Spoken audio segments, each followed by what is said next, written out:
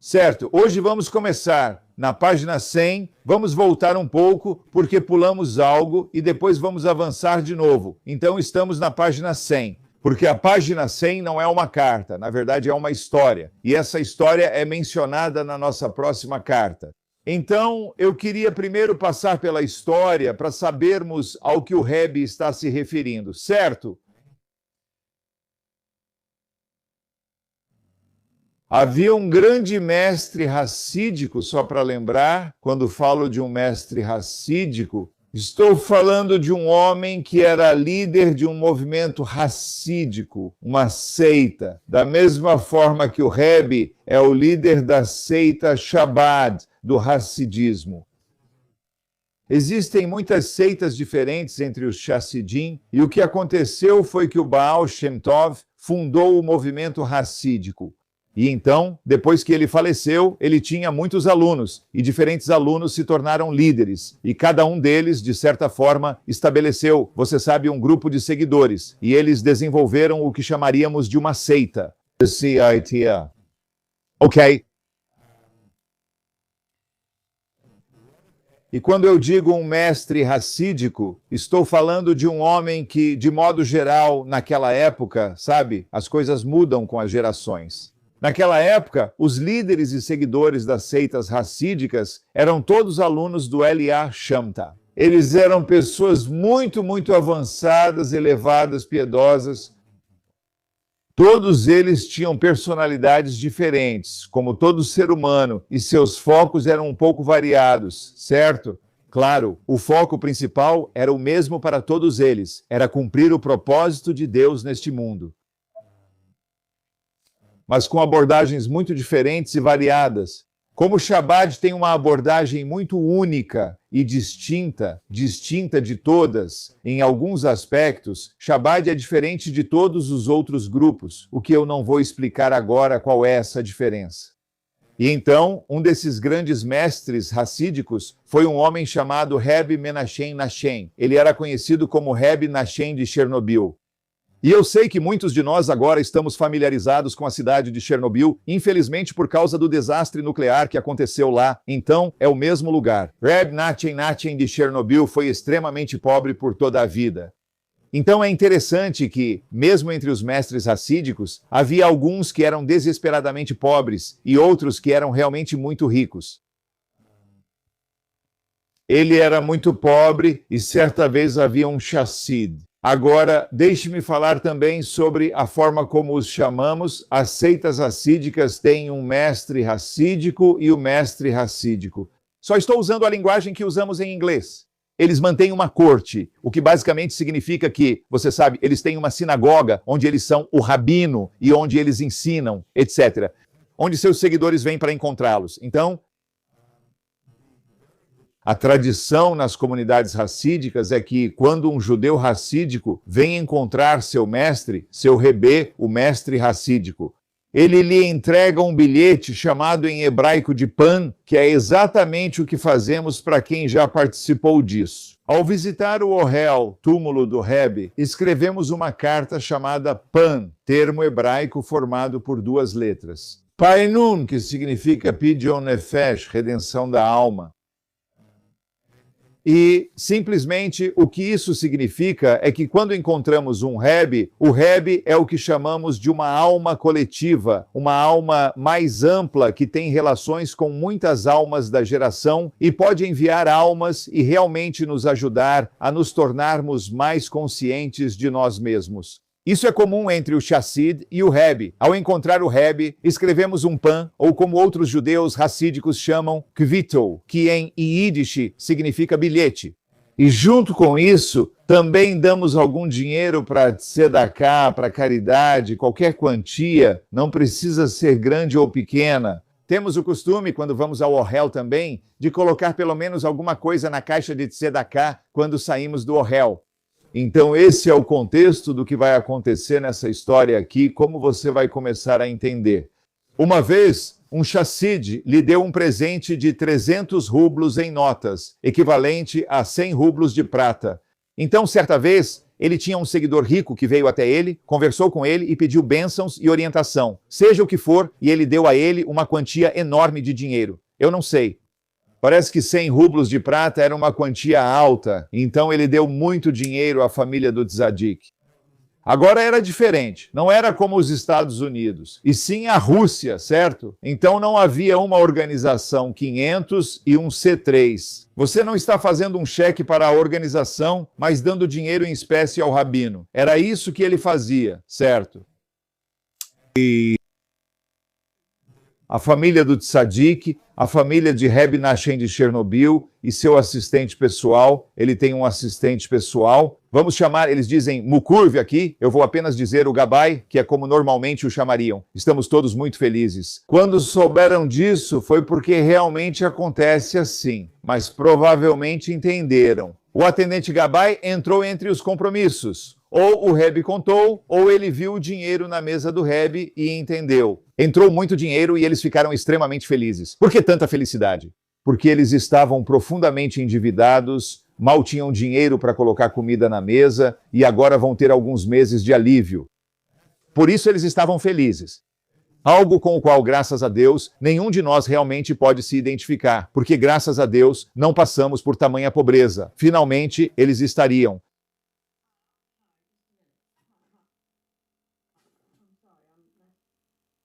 Tudo bem? Então, finalmente, eles poderiam se livrar das dívidas enormes que deviam por pão, carne, peixe e assim por diante. Logo depois disso, Chassid saiu e o Tzadik recebeu algumas dezenas de visitantes para entrevistas particulares. Mais pessoas chegavam porque geralmente eram muitas horas seguidas de reuniões. E então ele fez uma pausa para rezar o serviço de Ma'eriv, o serviço da noite. Depois, ele se trancou sozinho em seu escritório por um tempo. Finalmente, ele abriu a porta e pediu para ver mais um dos Chassidim com quem já havia conversado naquela noite. Disse que queria ver um dos Chassidim com quem já tinha falado. E depois retomou a série de consultas particulares que continuaram até tarde da noite, e então ele continuou os atendimentos regulares durante a noite. Quando o último visitante saiu, o Gabai, responsável pelas despesas e pelo funcionamento da casa, foi até o Tzadik buscar o dinheiro para acertar as contas. Na verdade, assim que ele soube dos 300 rublos, preparou uma lista de todos os credores e calculou quanto agora poderia dar a cada um deles. Em parte, ele já estava pensando em como gastar os 300 rublos para pagar pelo menos algumas das dívidas que eles deviam. Reb Nachem então abriu a gaveta de sua mesa onde costumava guardar o dinheiro. Maimud é o dinheiro do Maimad que os Hassidim se voluntariaram a dar para sustentar sua família. O dinheiro que era destinado à distribuição para a caridade era guardado em uma gaveta separada para afastar a menor possibilidade de confusão entre os dois. Então, havia diferentes tipos de dinheiro que eram coletados. Havia dinheiro que as pessoas davam especificamente para a casa do rabino e havia dinheiro que as pessoas davam especificamente para ser doado à caridade. Ele mantinha esses valores separados para evitar confusão. Olhando dentro da gaveta, o Gabai viu algumas moedas de prata e várias moedas de cobre, mas nenhum sinal das cédulas. De repente, o Gabai percebe que só há alguns dólares ali. As centenas de rublos desapareceram. Ele se surpreendeu quando o Tzadik mandou pegar todas as moedas que visse, incluindo 3 de ouro que achou. Quando o Gabai contou todas, elas somavam quase o valor de 100 notas. Ele permaneceu imóvel e em silêncio, sem questionar. Ele não teve coragem de perguntar sobre o destino dos 300 rublos, mas também não sabia o que fazer pela família que pesava em seu coração. Ele cuidava das despesas da casa. Viu muito dinheiro entrar e, de repente, sumir. Ao notar seu semblante abatido, o Tzadik perguntou: por que essa expressão tão triste? Deus que provê pão para todas as criaturas, não nos mostrou, em sua bondade amorosa, generosidade merecida? Deus não nos mostra generosidade merecida ao garantir que sempre tenhamos o que precisamos? Veja quantos irmãos de diferentes lugares se esforçaram para nos trazer essa quantia. Veja, há pessoas que estão trabalhando muito duro todos os dias e elas nos trouxeram todo esse dinheiro. Embora o Gabi fosse certamente digno da confiança que sua posição discreta exigia, ele não conseguiu mais se conter. A morte e a privação na casa do Rebbe o angustiavam, e suas palavras surgiam espontaneamente da dor que sentia. Mas onde estão os 300 rublos que aquele chassi trouxe? Essa quantia, junto com esta, poderia ter nos ajudado a pagar parte de nossas dívidas. É verdade, concedeu o tzadik, que me deram os 300 rublos. Minha primeira reação. Agora estamos entrando no pensamento interior do tzadik. O que ele pensou quando recebeu esse dinheiro? Então ele disse, foi isso. Primeiro me perguntei por que merecia tanto dinheiro. Fiquei feliz por ter encontrado favor aos olhos do Todo-Poderoso, que escolheu sustentar minha família e a mim com generosidade e respeito. Primeiro perguntei, por que Hashem me abençoou com tanta abundância? Depois agradeci. Obrigado, Hashem, por tanta generosidade. Mas então eu pensei um pouco mais profundamente sobre o assunto e fiquei angustiado. Talvez Deus tenha me dado benefícios materiais em vez de espirituais, então fiquei preocupado, talvez esteja sendo recompensado apenas com bênçãos materiais.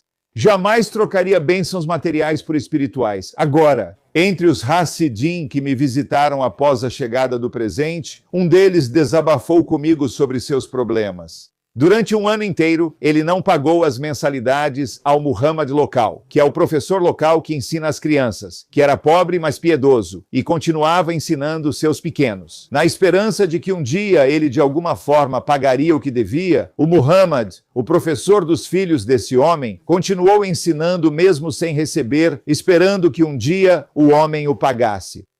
O escudeiro das propriedades, o Paris da propriedade, além disso, havia ameaçado expulsá-lo de casa por causa dos 8 meses de aluguel atrasado das suas mós e da sua estalagem. Para piorar, ele ainda precisava organizar o casamento da filha mais velha. Assim, teve um seguidor após o rico que lhe deu 300 rublos e disse, primeiro, não paguei meu tutor Muhammad. Segundo, o fidalgo de quem alugo ameaça me expulsar por 8 meses de aluguel atrasado. Terceiro, tenho uma filha para casar. Como vou sobreviver a isso tudo? Essa era, aliás, a vida clássica dos judeus na Europa naquela época. Isso foi há cerca de 250 anos no final dos anos 1700 ou início dos anos 1800. Então eu pensei que talvez o Todo-Poderoso tivesse me dado o privilégio especial de ser o agente para a distribuição da caridade, de uma forma que me traria mérito. Tais grandes mitzvot, apoiar os filhos dele na Torá, salvar uma família sem moradia e dar dote a uma noiva pobre, são 3 grandes mitzvot. E eu perguntei a ele quanto ele precisava, e o valor era exatamente o certo. O que o homem disse? Ele precisava? 300 rublos? Então agora eu vi que Deus me deu os 300 rublos para ajudar esse cara, não para eu usar. Mas então, depois que eu decidi dar a ele os 300 rublos inteiros, outro pensamento veio à minha mente. Seria certo dar tudo para um só homem? Muita gente me procura com problemas financeiros. Por que dar tudo para uma pessoa só? Talvez seja melhor dividir e ajudar várias. Como você decide o que fazer? Uma quantia como essa poderia trazer alívio para pelo menos 6 famílias. Eu fiquei perturbado. As 2 opiniões pareciam justas e equitativas e eu não conseguia decidir entre elas. Me tranquei no quarto para refletir sobre os 2 argumentos. Por isso ele também tirou um tempo para si.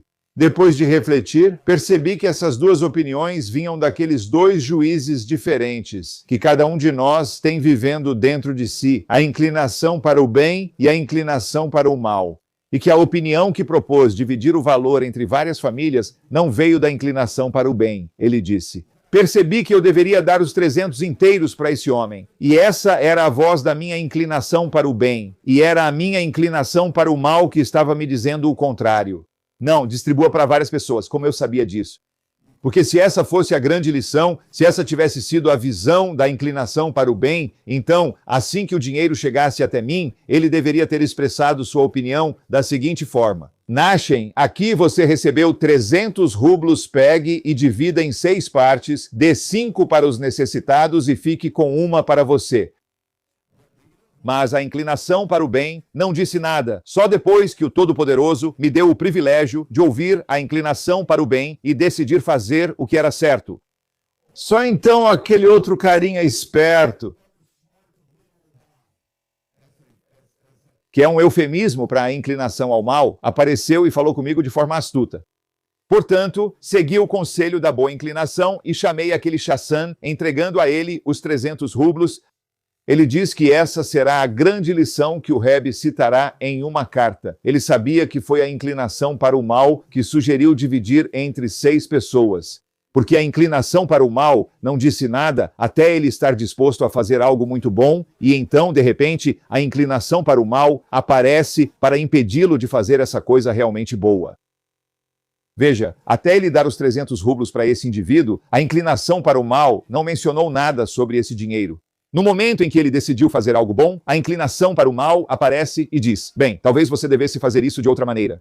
E esse segundo pensamento, que está atacando um pensamento bom, é um sinal de que não é um pensamento saudável, não vem de um bom lugar. Essa é uma lição muito poderosa que aprendemos com Reb Nachem de Chernobyl. Então agora, com isso, vamos pular para a página 110. Um instante, vamos para a página 112, carta 39. Qual a pergunta? Bem, estou um pouco incomodada com essa.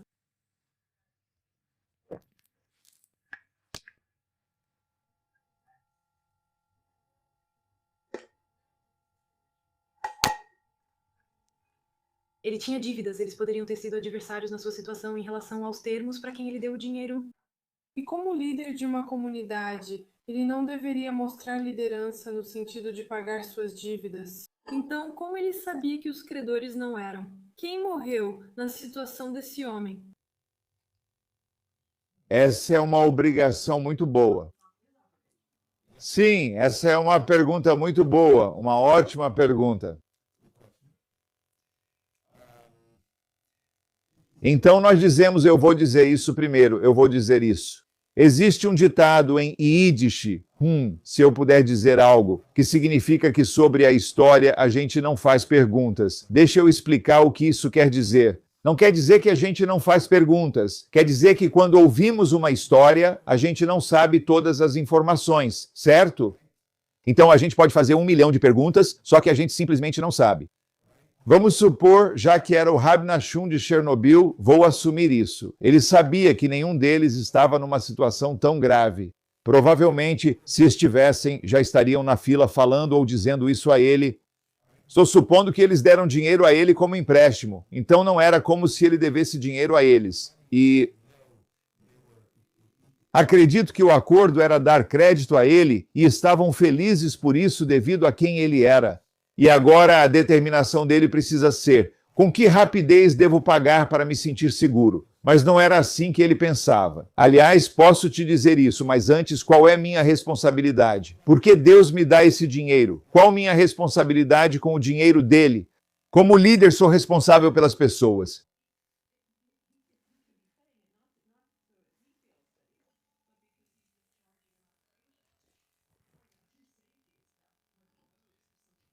E quando essa obrigação vence? Não sabemos disso, só estamos presumindo. Por isso, seria seguro supor que eles estavam em dia. É isso que estou dizendo. Quero dizer, é por isso que eu digo, se um Kashika Frekmanish Kenkash é só porque não sabemos, mas vamos confiar. Se fosse Rab Nachum de Chernobyl, e aliás, não estou dizendo que eu não diria isso sobre, quero deixar algo claro, eu não diria isso sobre qualquer rabino, certo? Mas estamos falando de um grande mestre racídico. Então ele é uma pessoa em quem eu confio absolutamente, certo? Eu conheço todas as histórias e tudo mais. Não estou dizendo que rabinos têm passe livre, mas estou dizendo que quando uma pessoa é alguém que conquistou o respeito de milhares e milhares de judeus por causa da integridade que demonstrou em todos os níveis da vida. Então, vamos simplesmente assumir, e claro, nós não sabemos, então também não temos outra escolha, que essas não eram questões. Então agora ele está apenas tentando descobrir por si mesmo qual é a coisa certa a fazer. E eu acho que o mais importante aqui é que nós não sabemos os detalhes da história. E na maioria das histórias, o objetivo é apenas extrair a principal lição que essa história ensina, como o REB vai enfatizar na carta. A inclinação ao mal costuma surgir após decidir fazer algo bom e questionar essa decisão. Esse é seu modo de agir. Quando você pensa em fazer algo bom e depois surge outro pensamento, esse segundo é bem questionável. É provável que esse segundo pensamento tenha surgido da preocupação de que você faça algo muito bom, como pensou inicialmente. E isso, na verdade, é uma forma de nos guiar na tomada de decisões, acredite ou não. Ok, esse é o ponto, certo? Então vamos agora para... Deixe-me fazer mais um comentário. Rosiane, eu entendo o que você está dizendo e não discordo de você de forma alguma. É só uma questão de quais eram as circunstâncias. Tem um grande problema quando, na verdade, existem situações assim no mundo das organizações sem fins lucrativos. Acho que isso é menos comum hoje, mas já foi muito frequente, principalmente em escolas sem recursos para pagar professores. E, portanto, os professores ficavam, era insinuado, foi mencionado nessa história, mas onde os professores ficavam meses, alguns meses sem receber, embora todos tivessem famílias e precisassem alimentá-las, etc. E o dinheiro era usado para manter a escola funcionando, não para pagar professores. Essas coisas são bem questionáveis e podem ser problemáticas. Concordo com você nisso. Só estou confiando. Nesse caso, não havia problema com as pessoas para quem ele devia o dinheiro.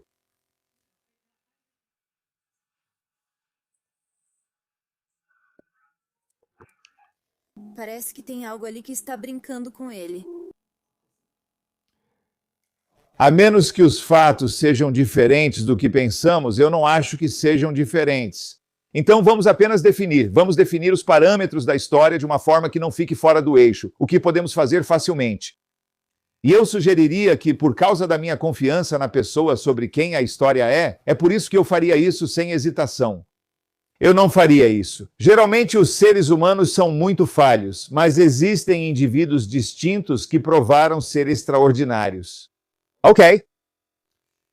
Vamos para a lição Carta 39, reconhecendo os truques da inclinação ao mal. Então você já vê a associação entre esta carta e a história. Isso foi escrito em 1954.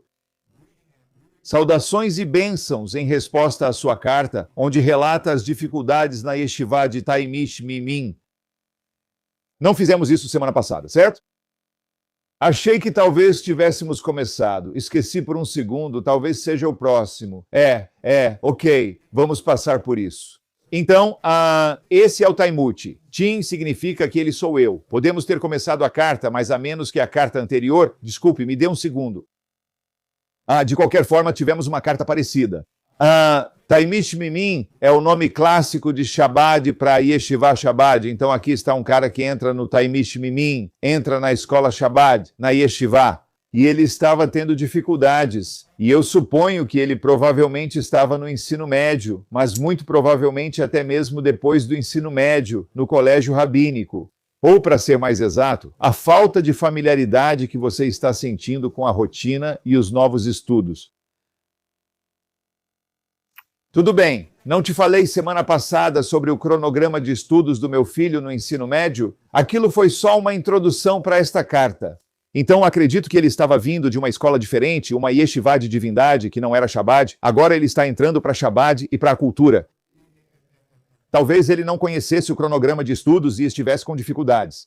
Você conhece o ensinamento dos sábios no Tratado Sukkah, que diz que a inclinação ao mal está sempre em guerra com a pessoa? Até a Torá testemunha isso. Sem a ajuda de Deus, a pessoa não venceria. Isso é fascinante. O Talmud diz que, aliás, o Alter Rebbe e o Tânia, e nós vamos discutir e estudar isso nas próximas semanas. No estudo diário do Tânia, discute-se como o mal. A inclinação é incessante, implacável, nunca para de desafiar a pessoa. Por isso, devemos sempre estar atentos e agir certo.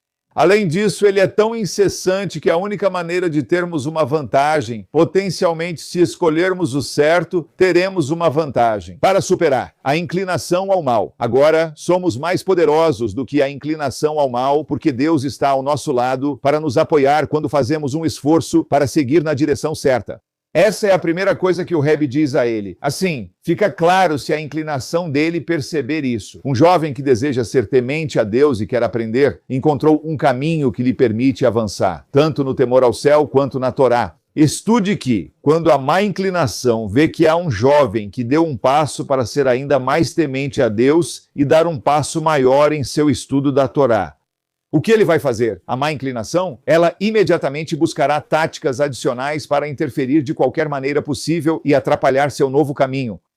O Rebbe está dizendo algo muito poderoso aqui. O Rebbe está dizendo que, na verdade, está apenas ensinando o que o Talmud diz. No momento em que a má inclinação nos vê fazendo algo bom,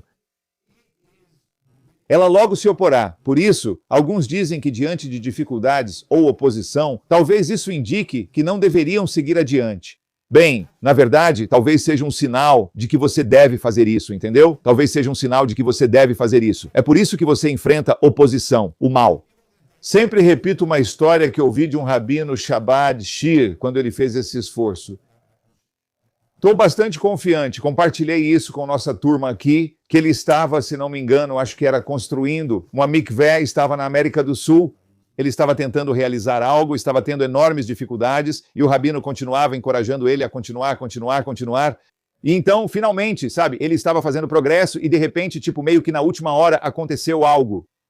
Acho que o governo parou a construção ou algo assim. Ele ficou tipo, é isso, já chega para mim. Ele estava desistindo e a resposta do Rabá para ele foi correta. Ao se aproximar do seu objetivo, a inclinação ao mal percebe o quão grandiosa é sua conquista. Uma mikvah é uma força tão poderosa de divindade, de espiritualidade. Por isso, ele faz um último esforço desesperado para te impedir. Você vai ceder a ele agora. Essa foi a mensagem do Rebbe e esse é o ponto principal. Novamente, é aqui que se forma uma grande perspectiva.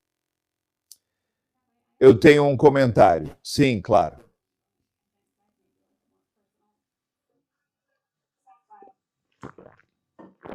Muitas vezes eu fico me questionando, sabe? Eu tenho uma reação, tomo uma decisão. Todo mundo, eu estou tentando parar de me questionar tanto.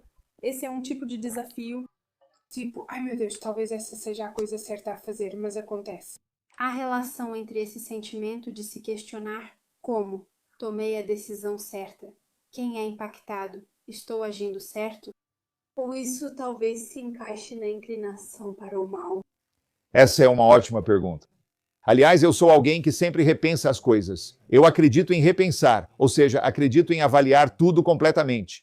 Eu não sei se isso é exatamente a mesma coisa que repensar, mais ou menos, mas é, sabe, avaliar tudo completamente talvez seja diferente de repensar, mas é tentar ser honesto. Mas eu diria o seguinte, eu diria que a melhor maneira de determinar em qualquer situação se o nosso repensar é a inclinação para o mal ou não. Porque há uma grande chance de que seja, embora não seja definitivo, certo? Não é definitivo. E o motivo pelo qual estou dizendo que não é definitivo é porque nós não somos pessoas tão alinhadas divinamente agora.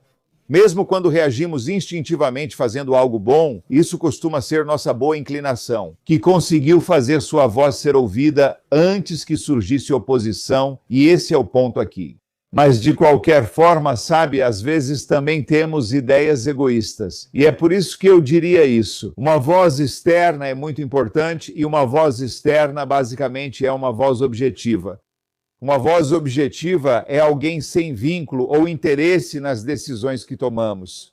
E isso pode ser um bom amigo, pois é alguém com quem tenho tanta proximidade que pode me dizer qualquer coisa e vou ouvir. E eles se sentem seguros para dizer isso, então não precisam seguir o que os outros esperam. Ou um mentor, que não precisa ser amigo, mas sim alguém como um colega, um igual, alguém que admiro e com quem converso às vezes, que me conhece de modo geral. Quando levo um problema para essa pessoa, ela já entende a dinâmica e consegue me dar uma visão objetiva. Se você tiver dúvidas ou já questionou se é o certo, mas não sabe se é uma inclinação ao mal, recomendo buscar conselho externo. E eu também acredito que com o tempo, à medida que fazemos isso, desenvolvemos mais clareza interior.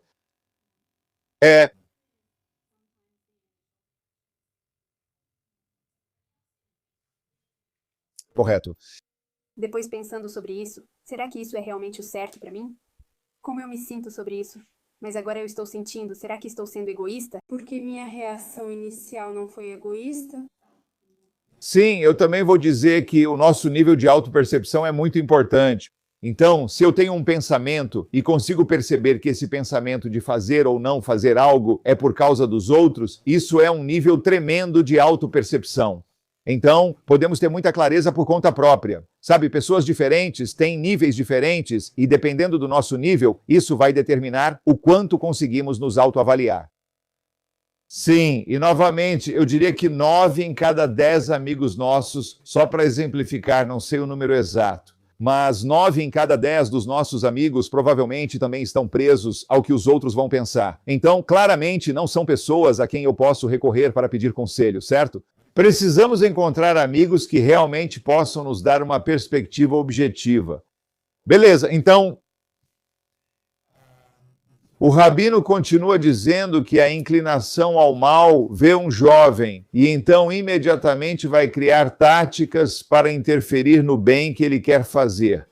E embora a inclinação ao mal seja chamada de rei velho e tolo, é assim que a gente se refere a ela, é uma expressão hebraica que usamos. A inclinação ao mal, nós a chamamos de Melech Zakin Yuxil, é assim que dizemos. Ela recebe esse nome porque nos persuade a fazer coisas que são contrárias à verdadeira sabedoria. Por que é chamada de velha e tola? Porque o que ela nos persuade a fazer? Ela nos convence a fazer coisas ruins para nós?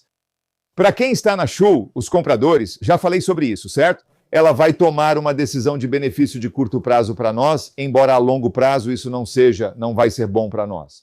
No entanto, em seus métodos de engano e sedução, ela é extremamente astuta, mas mesmo sendo velha e tola por um lado, é muito astuta. Muito criativa em como nos fazer as coisas. E é por isso que temos que ser muito cuidadosos, porque ela vai nos convencer. Não, você não deveria fazer isso, e ainda nos dá uma justificativa moralista para não fazermos o que deveríamos estar fazendo. Esse é o verdadeiro talento da inclinação ao mal, como nossos sábios ensinaram, a serpente, a cobra, certo, era astuta, e por isso é chamada de artesã habilidosa. A cobra, aliás, era a representação física, a personificação da inclinação ao mal.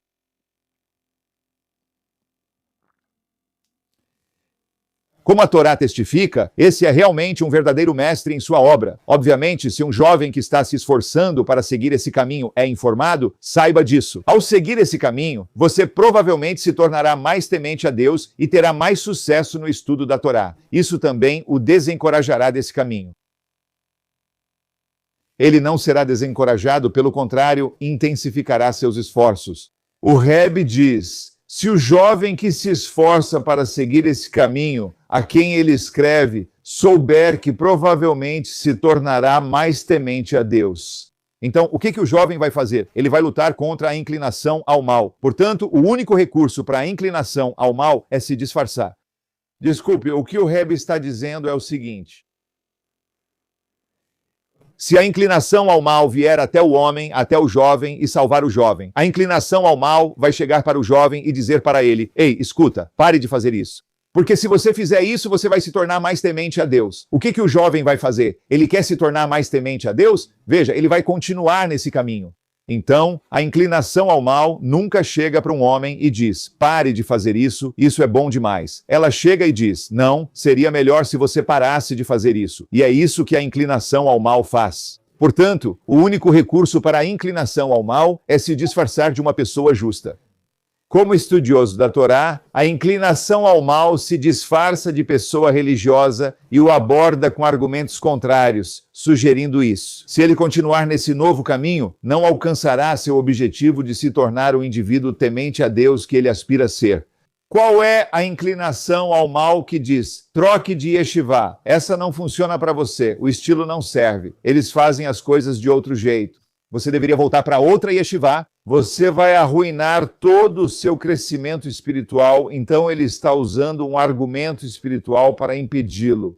É exatamente isso que a inclinação ao mal faz, certo? Do mesmo jeito que a inclinação ao mal, como ele vai dizer. Agora vem Rab Nachum de Chernobyl e diz: não dê todo o dinheiro para uma pessoa só, você pode dar para 6 pessoas, ajudar 6 pessoas, em vez de ajudar apenas uma pessoa. E só pelo fato de que a inclinação ao mal só disse isso, depois que a inclinação ao bem disse para dar tudo para uma pessoa, foi que Rab Nachum de Chernobyl conseguiu perceber claramente que era a voz da inclinação ao mal. Então, já que não há perfeição no mundo ou na criação, com exceção do próprio Hashem, que é o único ser perfeito, sempre haverá algum lugar onde o sentimento de imperfeição pode ser encontrado. Não importa o que aconteça, sempre haverá imperfeição, então sempre se pode dizer é imperfeito. Pare de fazer isso. A maneira de examinar o que foi dito acima e determinar de que lado esses argumentos e perguntas estão vindo é ilustrada na história sobre o reverenciado rabino e estudioso Ibn de Chernobyl. Conforme relatado por meu pai Muller em A Conversa do Pesach, 1943, o principal da história é que, se for preciso priorizar o entendimento à ação, o Rebbe explica isso de modo um pouco diferente. Na verdade, isso é contrário à maneira correta de se receber a Torá. Vou explicar em breve. Se essas alegações atrapalham o envolvimento com a Torá, mitzvah ou oração, certamente vem do lado oposto. O Rebbe diz 2 coisas. Primeiro, aprendemos com a história de Rab Nachum de Chernobyl, que se uma pessoa está pronta para fazer uma ação e agora alguém aparece com cálculos sobre essa ação, esses cálculos estão errados. Quando recebemos a Torá, dissemos a Hashem, Naazê, faremos, Venishma, depois entenderemos. O entendimento nunca pode preceder a ação, no sentido de que, se eu estiver no sentido de desfazer o que alguém quer fazer, se o entendimento está bloqueando a ação, isso é um problema. Se eu ia fazer algo bom e alguém discute comigo para não fazer, é má inclinação. O segundo ponto é se essas alegações afetam Laman. Qualquer coisa que reduza o estudo da Torá ou a prática das mitzvot já vem da má inclinação. Então o Rebbe diz, ao refletir mesmo que brevemente, que cada rio tem seu curso, que cada yeshivá tem seu caminho único.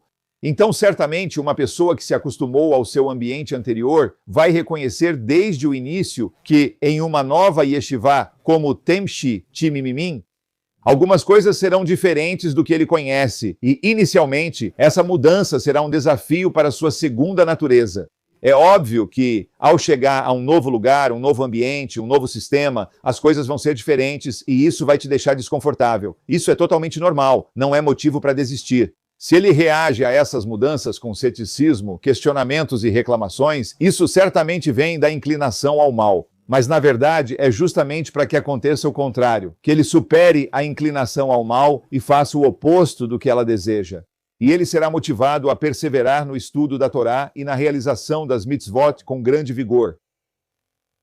Nada impede a vontade de alguém, e Hashem lhe dará sucesso e bênçãos para ser inscrito e selado para um bom ano. Isso é bem antes de Hashanah. Estamos bem, pessoal?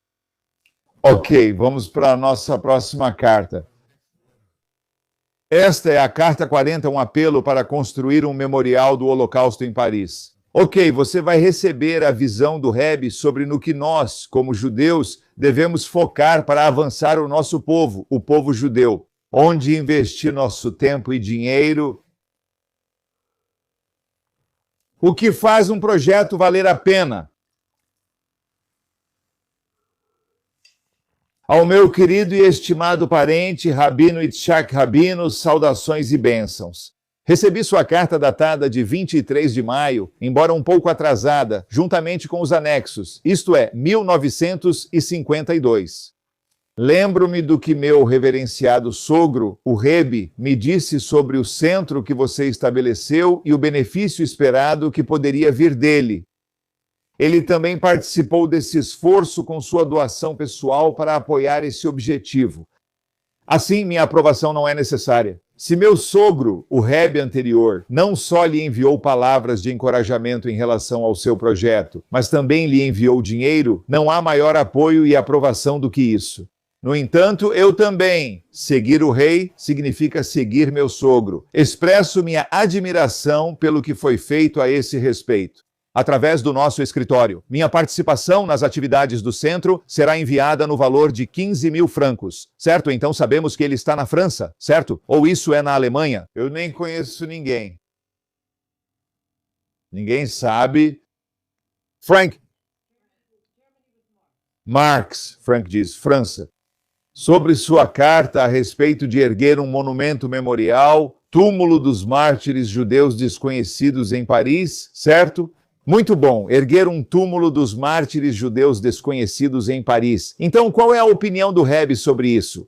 Peço desculpa por não concordar com sua opinião, diz o Rebbe. Discordo sobre erguer esse monumento. Não posso deixar de imaginar como esses santos mártires, que foram mortos santificando o nome de Deus, reagiriam à proposta de estabelecer um monumento em sua memória no centro de Paris. Liderados por uma associação de pessoas justas, chassidim de fato, mas ainda assim, me desculpe, sim, mas ainda assim justos entre as nações, chassidei umot haolam. Então, basicamente, quem quer colocar isso? Quem quer colocar isso? Túmulo dos mártires judeus desconhecidos, os chassidei umot haolam, justos gentios do mundo. Então imagine um grupo de gentios chegando e dizendo: nós adoraríamos erguer um túmulo para os mártires judeus desconhecidos em Paris. Não é algo lindo? Não são judeus, mas sim gentios que estão erguendo? Então, qual é a opinião do Rebbe? O que os mártires diriam? Essa é a pergunta do Rebbe, como eles responderiam a uma proposta dessas? Especialmente agora, quando há literalmente centenas, milhares, até dezenas de milhares de mártires vivos, tanto conhecidos quanto desconhecidos, que estão em necessidade desesperada de sustento físico e ainda mais que têm fome espiritual. O Rebbe está basicamente dizendo que temos mártires vivos fisicamente que precisam de necessidades básicas para a sua vida. E certamente eles têm fome de necessidades espirituais. Devemos gastar dinheiro em um monumento? O principal obstáculo para atender às necessidades deles é a falta de recursos. Portanto, se qualquer quantia de dinheiro for arrecadada, surge imediatamente a pergunta: ela deve ser usada para erguer uma pedra? Um monumento em praça pública em Paris para lembrar os transeuntes disso? Milhões de judeus morreram santificando o nome de Deus? Ou deveria ser usada para sustentar a vida daqueles que estão passando fome e sede, tanto no sentido físico quanto espiritual? E, aliás, repare como o Rebbe está dizendo, pessoas que estão passando fome física e espiritualmente. Em outras palavras, ambos são extremamente importantes. E como já discutimos em outras ocasiões, pode-se dizer que a fome espiritual é, de certa forma, ainda mais crítica do que a fome física. Na minha opinião, a resposta é inequívoca. Embora a ideia de construir um monumento possa ser parcialmente justificada, já que ajudar os famintos se tornou algo rotineiro, nem todos vão querer doar para esse fim. Já um grande monumento em cidade importante, conhecido por judeus e não judeus influentes, pode atrair mais interessados. Mesmo assim, é difícil justificar gastar milhares de dólares em pedras e terra em um canto de Paris. Enquanto milhares de judeus na Terra Santa e fora dela clamam por ajuda urgente, repito meu pedido de desculpas por discordar de você e espero que não se ofenda.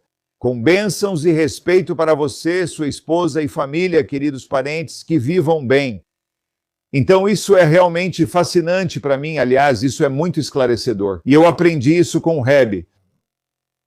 Que quando decidimos onde vamos investir nossa energia e nossos recursos, precisamos nos perguntar: isso está criando uma bela impressão ou está produzindo resultados concretos? O Rebbe era muito focado nisso e por isso o Rebbe não se envolvia em muitas coisas que a comunidade judaica em geral se empolga. Porque o Rebbe era, no fim das contas, um homem objetivo. Ele sempre repetia uma Mishnah, um ensinamento da ética dos nossos pais. Hamaisa huaiker. A ação é o principal, o ato é o principal. No final das contas, isso vai realmente servir ao povo judeu de uma forma muito poderosa ou não? Se não, é algo bonito, mas não é o que realmente vai ser útil e produtivo. Prontos para a próxima carta?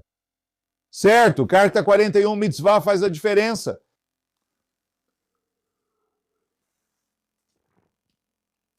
Holanda, 1967.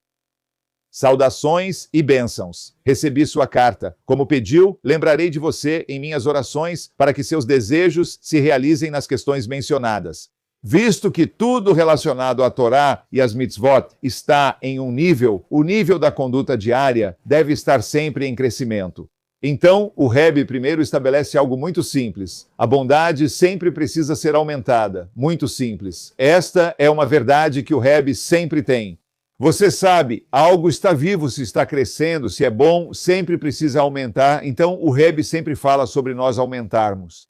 Então, ele diz que nossa conexão com a Torá e as mitzvot no dia a dia deve aumentar. Eu confio que esse também é o seu caso. Pois é, em grande parte, uma questão de vontade e determinação. É basicamente só uma questão de querer e ser determinado. Como nossos sábios dizem, se esforce e você terá sucesso.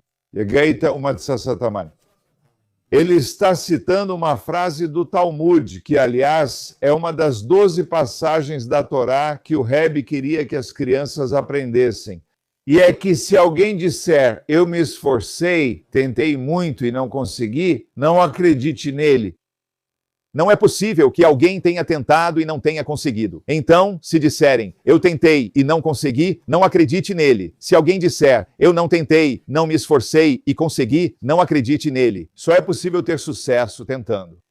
E se alguém disser, eu tentei e consegui, acredite nele, porque essa é a verdadeira equação. Então ele está dizendo que se uma pessoa tem vontade e determinação e ela tenta, ela vai conseguir.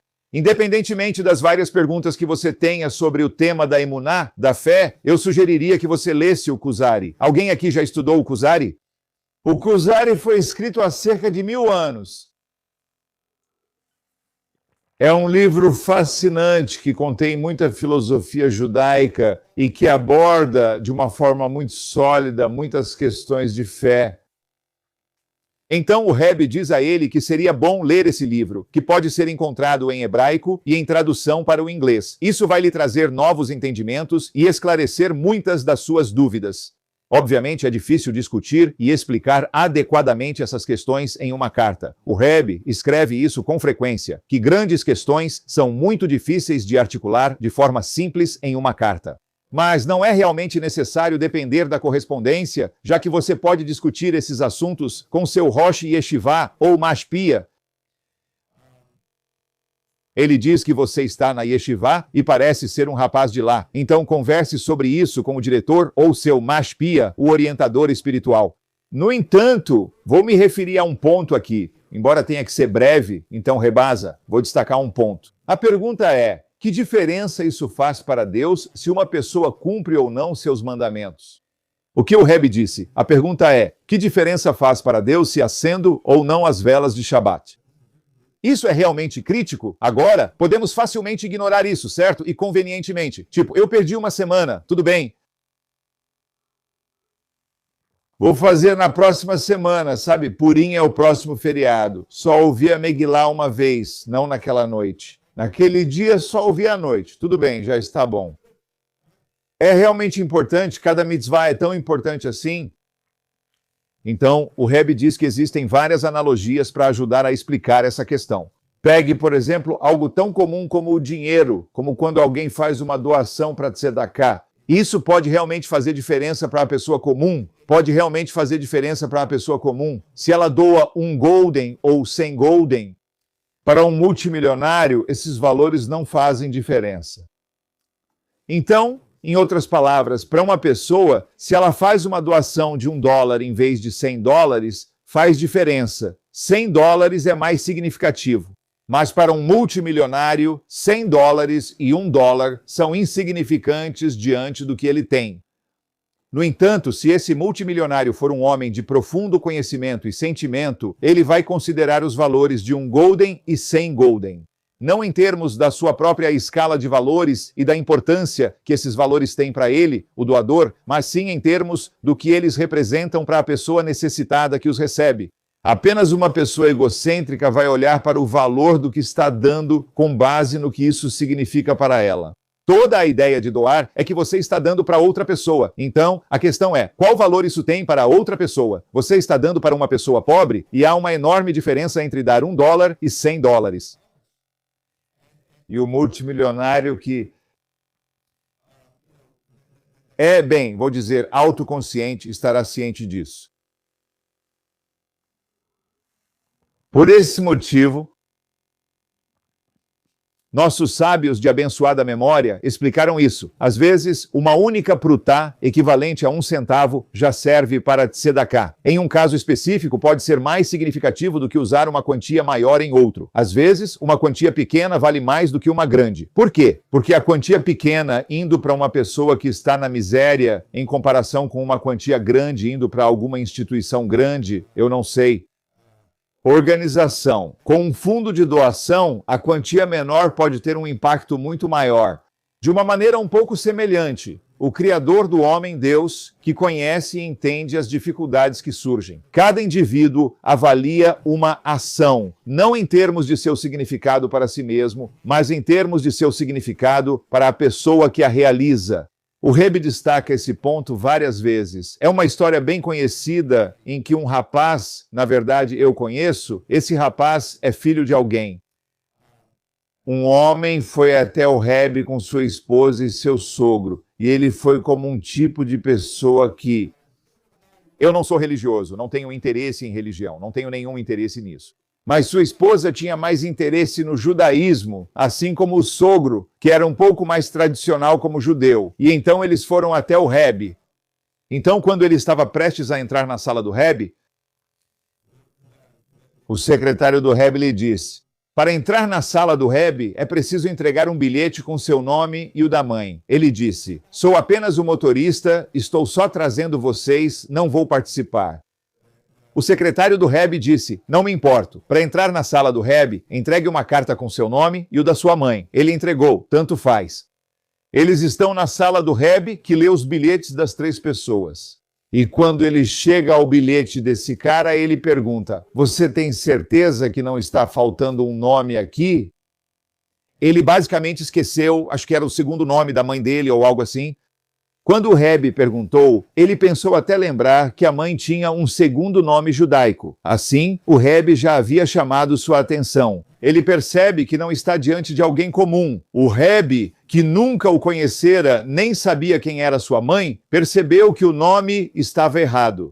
Vou dizer assim, se você precisar de ajuda para entender isso, vou colocar dessa forma. Quando uma alma vinha diante do Rebbe e o Rebbe via uma discrepância, o Rebbe sentia a alma e simplesmente entendia que esse nome não era um reflexo dessa alma. Eu não sei como o Rebbe, você sabe, como o Rebbe sabe dessas coisas, isso está muito além de mim, mas de alguma forma o Rebbe sabia disso, certo? Então, após conversar com a esposa e o sogro, o Rebbe se voltou para ele e perguntou: você tem alguma pergunta para mim? E ele realmente não tinha, então tentava pensar em alguma pergunta. E realmente, quero dizer, ele era um cara que não tinha interesse no judaísmo, sabe? Ele tinha seus problemas com o judaísmo. Então isso veio à mente dele. Então ele perguntou: Deus realmente se importa se eu faço isso? Não lembro se era sobre comer comida kosher ou outra coisa. Uma mitzvah, sabe? Deus realmente se importa, mas por que ele precisa que eu faça tudo isso? Então o Rebbe disse para ele, bem simples: você acha que Deus pediu para você cumprir as mitzvot para ele? Deus te deu as mitzvot para você.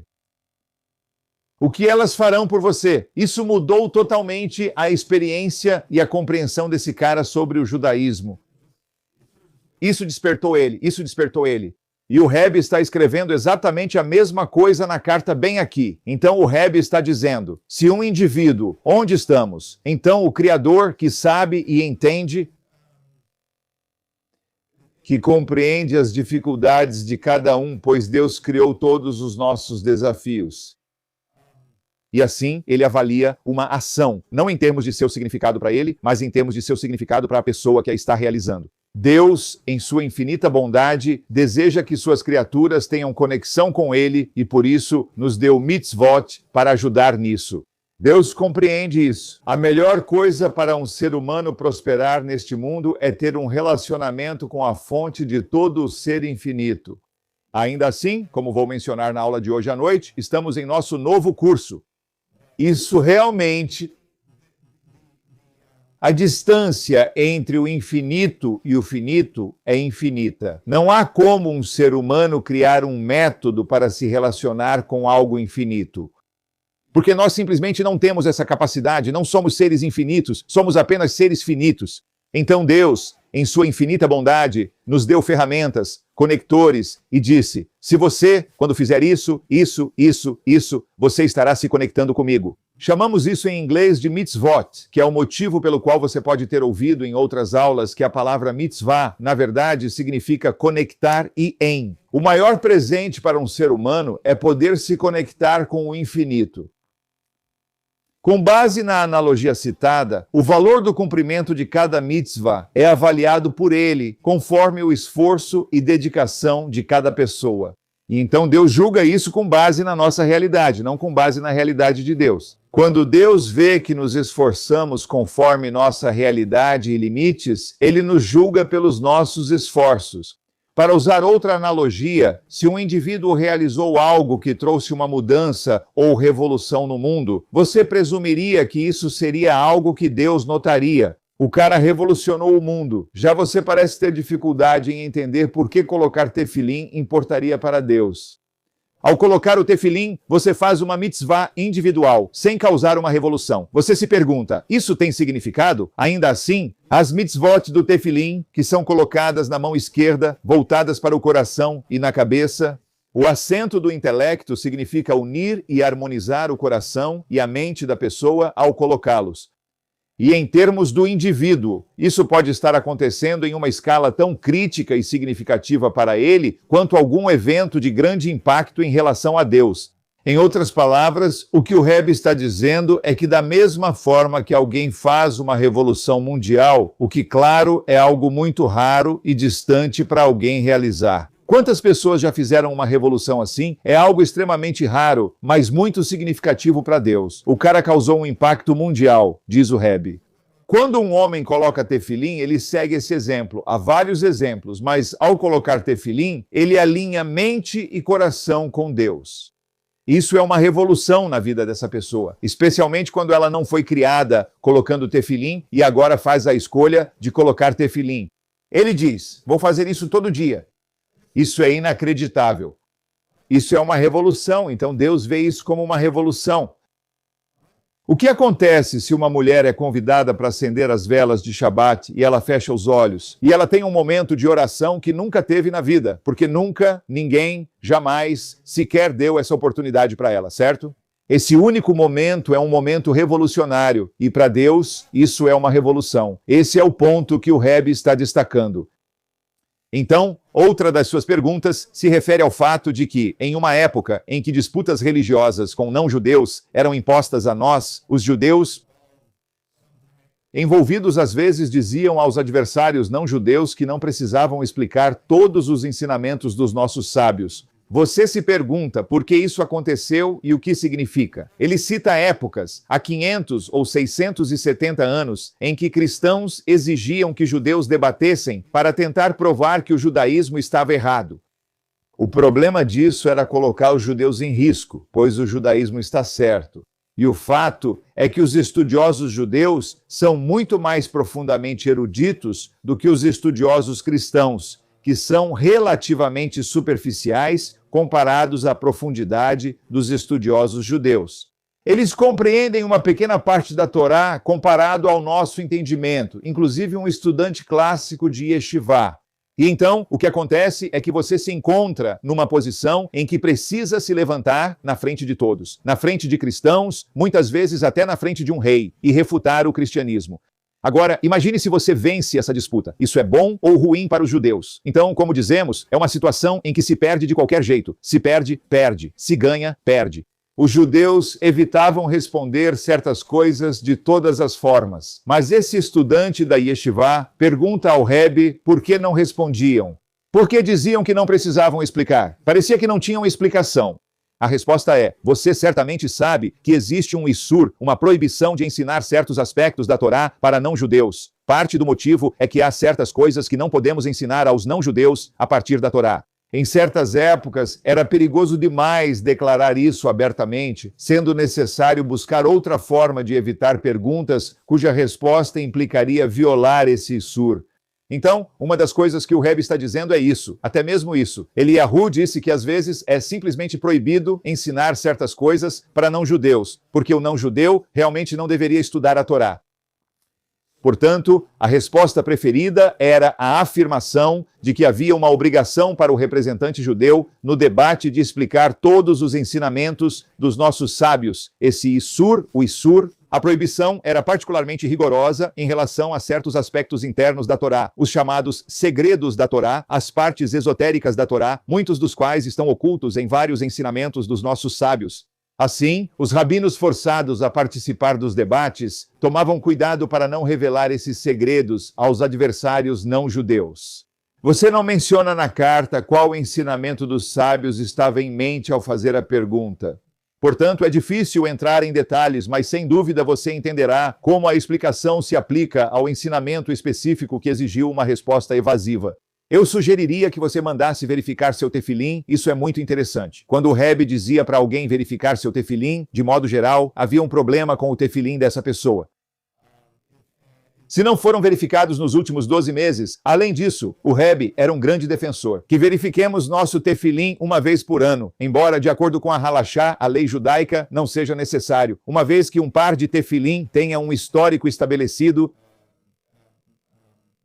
de posição. Acho que por serem considerados kasher, porque já os verificamos uma vez, então presumimos que são kasher e não precisamos pensar o contrário. No entanto, independentemente disso, porque o tefilim tem um impacto muito forte na vida de uma pessoa e muitas bênçãos vêm através da mitzvah do tefilim. Portanto, tentamos mandar nossos tefilim serem verificados por um escriba pelo menos uma vez por ano. Tudo bem, pessoal? E com isso concluímos. Tenham um dia fantástico.